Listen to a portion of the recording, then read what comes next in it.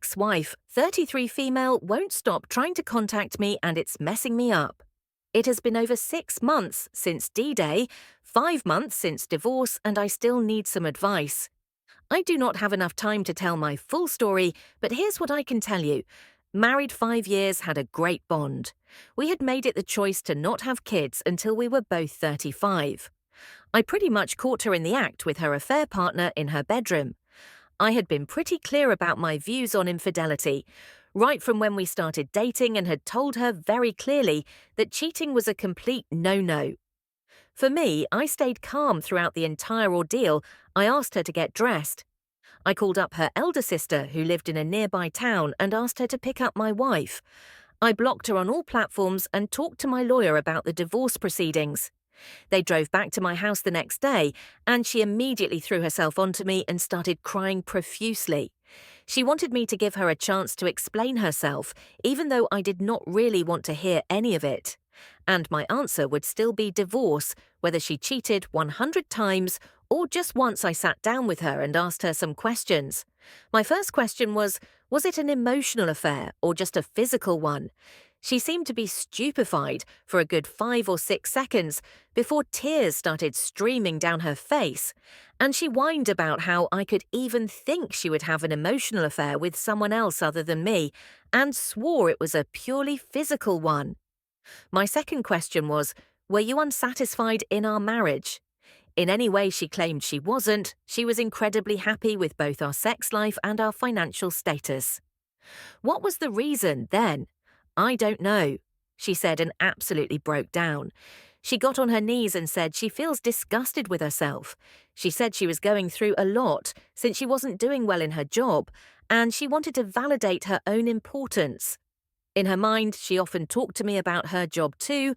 I supported her wholeheartedly, and she was also going to therapy for it, even though I did not understand her reason. I did not poke much into it. How many times were you physically involved? She told me it was only 3 times of physical contact, and she had apparently never allowed him to kiss her. I don't know if that was supposed to make me feel better about it. With that, I was done. I told her that I wanted a divorce. Surprisingly, she did not say anything, just nodded and went to the guest room and locked herself up with her sister. Unfortunately, though, before I could serve her the divorce papers, our district went into lockdown and travelled between districts was prohibited. Thus, in an unfortunate turn of events, it seemed I would need to spend a full week with my wife in the same house, and I could not even file for divorce because the courts were closed, but I was not having that bees.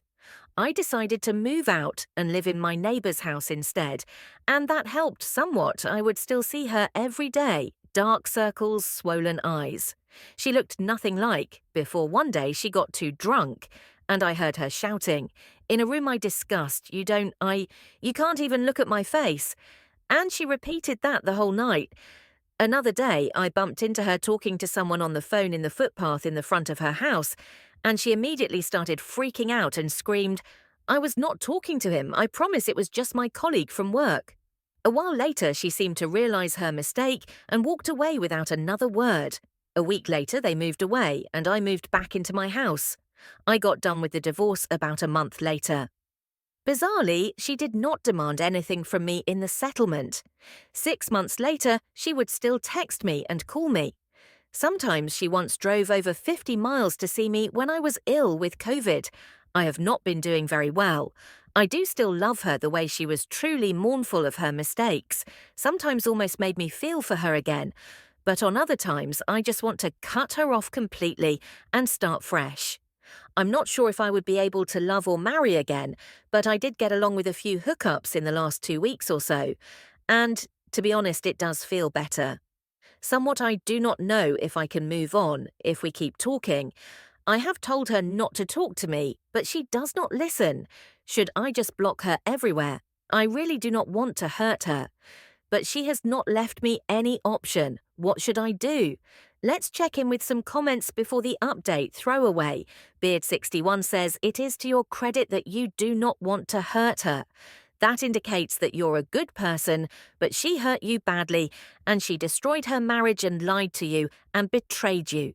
You need to burn her to everyone and shut her down on everything and block her everywhere she made the bed. Now it's time for her to lie in it. Not Rick Deckard, 1982, says, "Of the things I'm certain I know for sure." High on the list is that every person that cheats knows exactly why they did it. And that reason is that they wanted to cheat more than they wanted the relationship they were already in. Everything else is just semantics and rationalizations. You've done the hard part, it's over. Let it be over. She's someone else's problem, now you may still love her, but she stopped loving you the minute she thought cheating was okay, if she ever loved you at all. See, love is also a verb. She certainly wasn't loving you while cheating with him, update. So I did exactly what I had intended to do.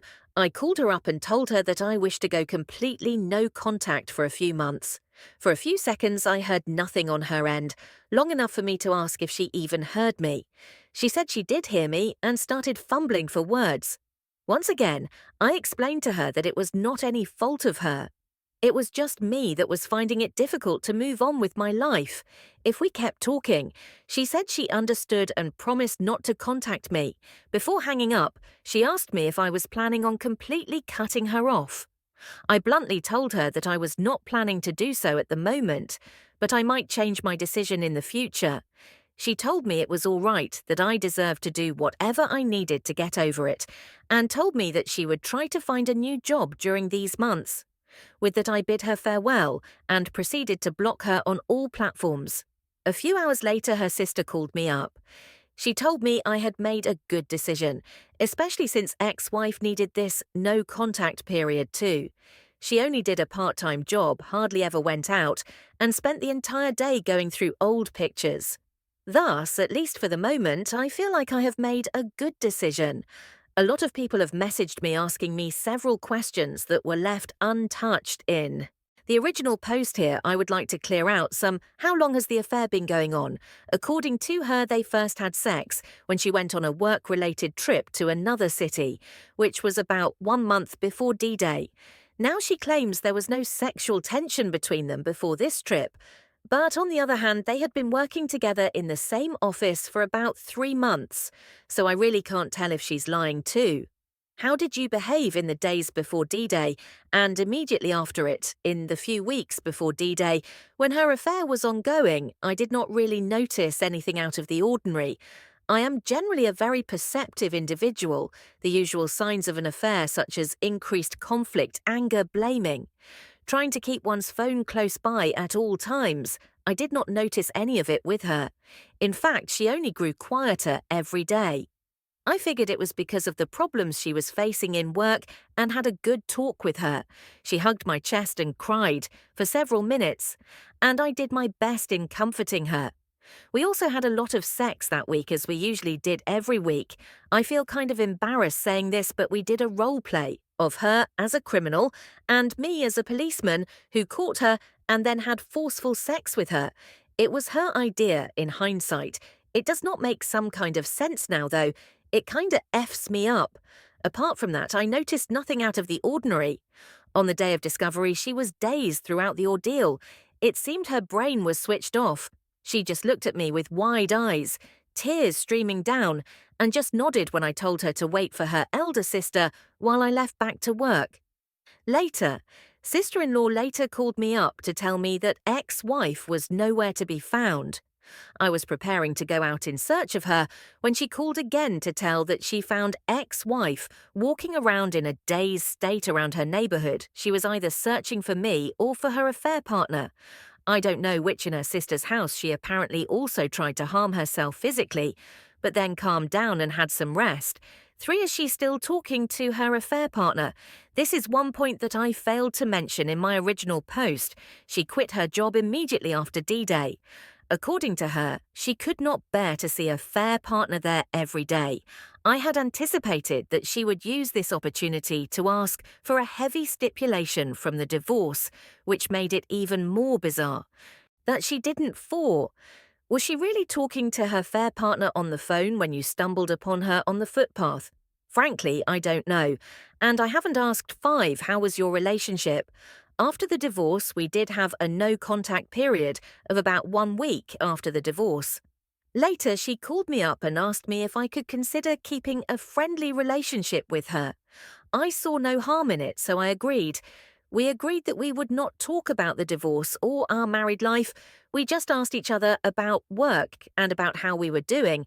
As for the frequency of contact, I would say minimal, 1 or 2 texts per day maybe, and sometimes none for days. Sometimes we would talk over call, but not for long periods. We never met physically. She did once drive over when I was ill, but was not allowed to actually meet me physically because I was in the isolation ward 6. Have you tried therapy? Of course, I have been in therapy since D-Day. Ex-wife went to a therapist for the first 2 months after the divorce, but then stopped going for no apparent reason. Some people in the comments section seemed to misunderstand my original post.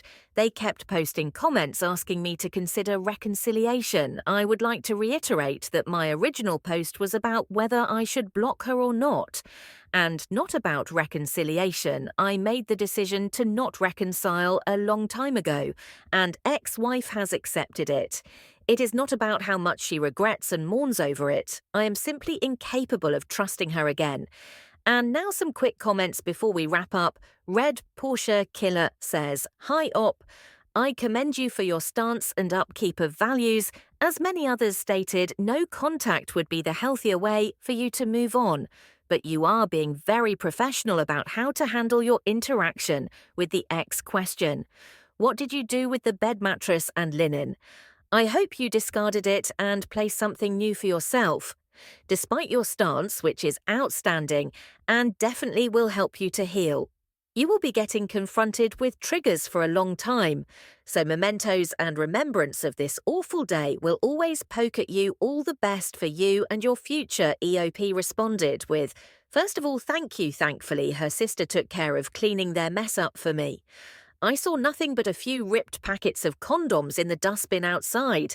Moreover, even though I did say bedroom, they were not having sex on the bed. They were doing it on a couch. I do not know if they used the bed before moving to the couch, and I do not intend to find out. I sold all my furniture off anyway. Comprehensive add 6,396 closes us out cutter contact. That's good for your future if you keep friendly contact with her. She's definitely brainwashed you. And if you see her face and hear voice indefinitely, remember her betrayal. So don't allow the pain once again. Start a fresh life. It's your life. All the best. Are you all my dreams?"